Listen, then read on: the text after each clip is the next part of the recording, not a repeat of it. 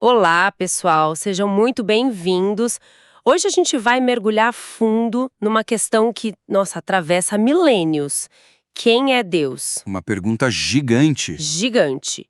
E para nos ajudar, a gente recebeu um material de análise, um roteiro de sermão teológico bem denso. A nossa missão aqui é destrinchar como ele constrói essa resposta. E ele faz isso de uma forma bem particular, né? Sim, o que me chamou a atenção de cara foi que ele parece pintar um retrato cheio de contrastes.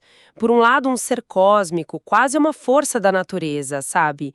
E por outro, alguém com sentimentos, um caráter pessoal. Exato. Como juntar essas duas coisas? É isso. Vamos ver como o autor tenta amarrar essas duas ideias. Para começar, o material propõe uma imagem que eu achei fantástica, que serve de regra para toda a discussão. A da taça de água. Essa mesma. Ele pede pra gente imaginar que todo o conhecimento que a humanidade tem sobre Deus cabe numa taça pequena de água. E Deus? Deus seria o Oceano Pacífico inteiro. Uau! A proposta não é tentar colocar o oceano na taça, o que seria, impossível. Mas é usar o que a gente tem na taça para contemplar com muito respeito a imensidão que está na nossa frente. E a base bíblica para essa contemplação, o ponto de partida mesmo, é o Salmo 90, versículo 2, Certo. que diz: Antes de nascerem os montes e de criarens a terra e o mundo, de eternidade a eternidade, tu és Deus. É um verso muito forte. Muito. O Salmo é atribuído a Moisés, supostamente escrito lá no deserto, e ele já estabelece essa escala, sabe? De um lado a vida humana, que é frágil, passageira, e do outro, um Deus eterno, que existe antes de tudo. Essa é a parte oceano da nossa analogia, então. Exatamente, e é por aí que o material começa a construir todo o argumento dele. Perfeito. Então, para a gente entender como o autor monta esse quebra-cabeça, vamos seguir a lógica dele. Primeiro, ele analisa o Deus que é, ou seja, a própria natureza e a majestade de Deus. Isso. Depois, ele muda o foco para o Deus que sente, o caráter moral dele. E, por fim, ele examina o Deus que age, mostrando como essa natureza e esse caráter se manifestam na história. É um caminho bem lógico. Vamos começar então por esse primeiro ponto que me parece ser o mais abstrato de todos. Ok, vamos analisar isso. O material começa com o que a teologia chama de atributos incomunicáveis. O nome técnico, né? Sim, um termo técnico, mas que basicamente se refere àquelas características que só Deus possui, que o tornam único. O ponto de partida é aquele Salmo 90 que você mencionou, de eternidade a eternidade. A ideia de que Deus não tem começo nem fim. Ele simplesmente é. Exato. E esse conceito de eternidade, ele funciona como uma porta de entrada para outras ideias que o material explora, como a aceidade, que é a noção de que Deus existe por si mesmo, sabe? Ele não depende de nada nem de ninguém. É a raiz daquela declaração, eu sou o que sou. Perfeito. E a partir daí vem a imutabilidade. Ele não muda na sua essência, no seu caráter. E isso se complementa com os atributos mais conhecidos, né? Onipresença, onisciência, onipotência. E tudo isso deságua na soberania. Isso, na autoridade final sobre tudo que existe. Peraí, essa ideia de imutabilidade me chama a atenção. O material reforça isso com uma passagem de Tiago, que diz que em Deus não existe variação ou sombra de mudança.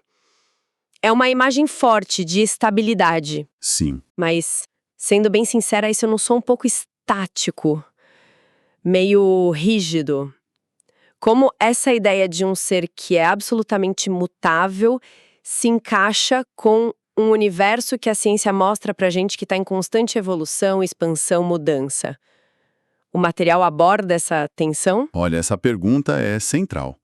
E o material, ele não foge dela, não. Ele usa uma ilustração para tentar resolver exatamente essa tensão. A imagem de Deus como o eixo do universo. O eixo do universo. Vence em tudo que a gente conhece. Galáxias girando, as estações mudando, impérios nascendo e morrendo, a nossa própria vida num fluxo constante. Tudo tem movimento. Certo. A ideia aqui não é que Deus seja estático no sentido de ser inerte, mas que ele é o ponto central, o eixo imóvel em torno do qual toda essa mudança acontece. Ele é o que dá estabilidade ao movimento. Ah, entendi. A segurança, segundo o argumento, não vem de tentar parar o universo de girar, o que é impossível, mas de se conectar a esse eixo que sustenta tudo. Entendi. Então, a imutabilidade não é sobre inércia, mas sobre ser o ponto de referência confiável. Isso muda a perspectiva. Muda completamente. A implicação prática que o material parece sugerir, então, é que a confiança não depende de as circunstâncias se acalmarem, mas sim da nossa conexão com esse centro estável mesmo no meio do caos? Exatamente.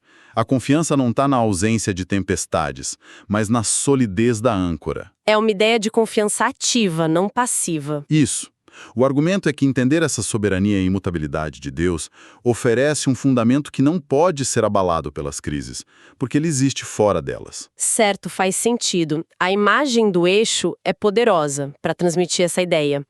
Mas ainda assim, parece um pouco impessoal, frio, quase como uma lei da física. Um princípio universal, né? É. Imagino que o material não pare por aí. Ele deve trazer um lado mais relacional para essa figura, não? Sim, e essa é a transição perfeita para o segundo grande ponto. Depois de estabelecer essa base de poder e majestade absoluta, o foco muda completamente. A gente sai do abstrato. A gente sai dos atributos incomunicáveis para os comunicáveis. Aquelas qualidades do caráter de Deus que, segundo a teologia, podem ser refletidas em pequena medida nos seres humanos. Ah, tá. Aqui a conversa muda de o que Deus é em essência para como Deus se sente e se relaciona moralmente. E por onde ele começa a descrever esse caráter? Começa pelo atributo que, no material, define todos os outros, a santidade. A referência principal é aquela visão de Isaías, no capítulo 6, onde os seres celestiais clamam Santo, Santo, Santo. Uma imagem muito forte. Muito. A explicação é que santidade significa, primeiro, ser separado de tudo que é impuro ou mal. É uma perfeição moral absoluta.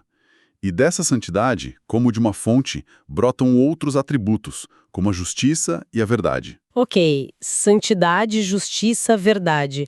São conceitos fortes, até meio intimidadores. Sem dúvida. Mas o material também menciona o outro lado da moeda. Cita a primeira carta de João. Deus é amor. Uma declaração radicalmente diferente. Não diz só que Deus tem amor, mas que ele é amor. É a essência dele. Exato. Como o autor lida com essa aparente tensão? De um lado, um ser perfeitamente santo e justo, que parece distante, e do outro, um ser que é a própria essência do amor. Sabe o que é fascinante aqui? É que o material argumenta que não há tensão, mas uma harmonia necessária. Como assim? Se Deus fosse apenas soberano e santo, como a gente viu no primeiro ponto, a perfeição dele nos aniquilaria. Seríamos como uma mariposa diante de uma estrela, sabe? Nenhuma imperfeição poderia subsistir. Faz sentido. Mas porque ele também é amor, misericórdia e paciência, todo aquele poder e toda aquela santidade são canalizados para um propósito de redenção e não de destruição. Essa combinação que permite um relacionamento. A santidade exige distância, mas o amor busca proximidade. Perfeito. É isso. E como ele visualiza essa ponte entre a distância e a proximidade? Ele usa outra ilustração bem forte, a do fogo consumidor e o abraço acolhedor. Gosto dessas ilustrações. A imagem é que, em grande parte do Antigo Testamento, a santidade de Deus é retratada como um fogo consumidor. Se aproximar de forma indevida significaria ser destruído. É um poder extremo. Certo. No entanto, o Novo Testamento revela esse mesmo Deus como um pai de braços abertos. A pergunta é: o que mudou? O que mudou? Segundo a análise, o que mudou foi a vinda de um mediador, Jesus Cristo. Ele é apresentado como aquele que entra no fogo da justiça divina em nosso lugar, permitindo que a gente se aproxime e receba o abraço sem ser consumido. Nossa!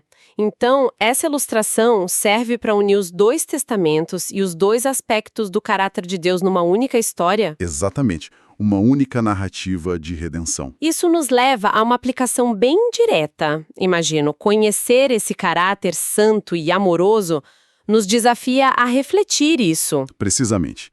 O argumento final desse ponto é que a resposta a esse conhecimento não é passiva. Se Deus é santo, somos chamados à santidade. Se ele é justo, a praticar a justiça.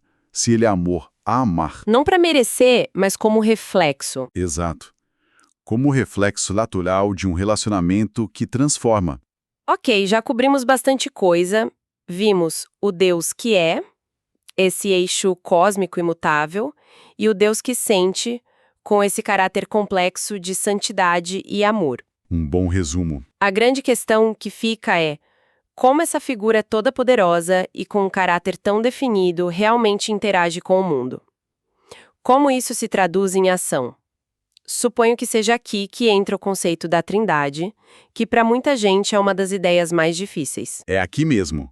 O terceiro ponto é sobre o Deus que age, e ele argumenta que a ação de Deus na história revela sua natureza trina, um único ser em três pessoas distintas, Pai, Filho e Espírito Santo. Certo. O material tenta, descomplicar isso focando nas funções de cada um no plano da salvação.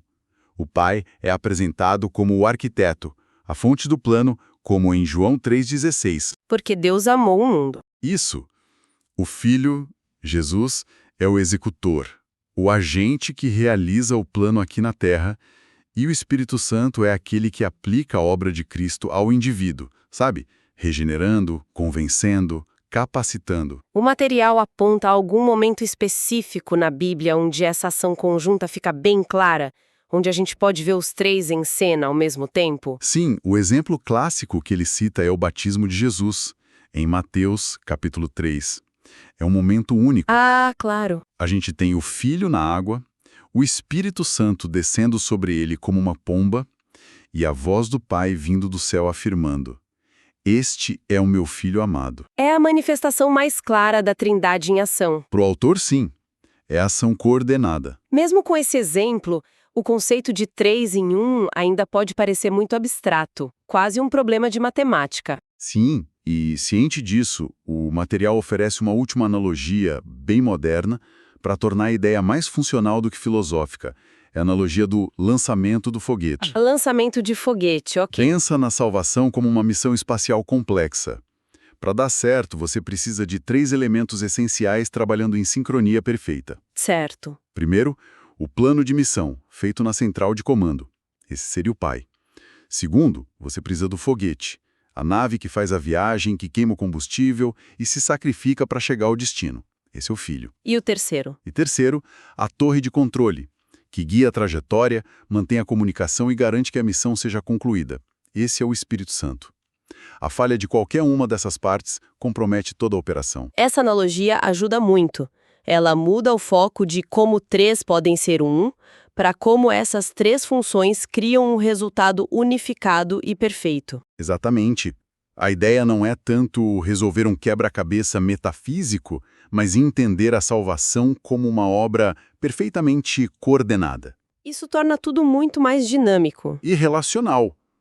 O ponto é que a salvação é apresentada como uma obra tão complexa que exigiu a ação de Deus em toda a sua plenitude. A aplicação prática, então, se torna cultivar um relacionamento com Deus nessas 3 dimensões. Adorando ao Pai, confiando no Filho e buscando a orientação do Espírito. Exatamente. Tá, então vamos tentar amarrar tudo isso. Se a gente olhar para o quadro completo que esse material pintou, saímos com uma imagem de Deus em 3 grandes dimensões. Vamos lá. Primeiro, o Deus que é, o ser soberano, o eixo eterno e imutável do universo. Certo. Depois, o Deus que sente, o ser com um caráter moral intenso, uma combinação de santidade perfeita e amor sacrificial. Isso. E, finalmente, o Deus que age, o ser trino que opera na história de forma coordenada como Pai, Filho e Espírito Santo. E o material conclui que esse conhecimento não deve ser só um exercício intelectual. Ele deve provocar, idealmente, 3 respostas bem práticas. Que seriam? Diante da majestade dele, a resposta seria reverência. Diante da santidade dele, que ilumina a nossa própria imperfeição, a resposta seria arrependimento. E diante do amor dele, demonstrado na redenção, a resposta seria confiança. Reverência, arrependimento e confiança. Tem uma frase no final que amarra tudo. A magnitude de quem ele é deve ser a medida da nossa adoração e do nosso compromisso. Olha, toda essa nossa conversa me deixa com uma última questão. Algo que o material sugere, mas que podemos deixar em aberto para reflexão. Manda. Depois de analisar essa figura tão complexa, qual desses atributos, o Deus como o eixo eterno, o Deus como fogo santo e abraço amoroso, ou o Deus como agente trino da redenção, qual deles parece mais urgente ou talvez mais esquecido no mundo em que a gente vive hoje? É uma ótima pergunta. E como uma compreensão mais profunda de apenas um desses aspectos poderia redefinir a forma como as pessoas encaram seus desafios? É a pergunta que fica. No final, como dizia a analogia do início, esta foi só uma olhada a partir da nossa pequena taça para a vastidão do oceano. Um convite à contemplação. Exato.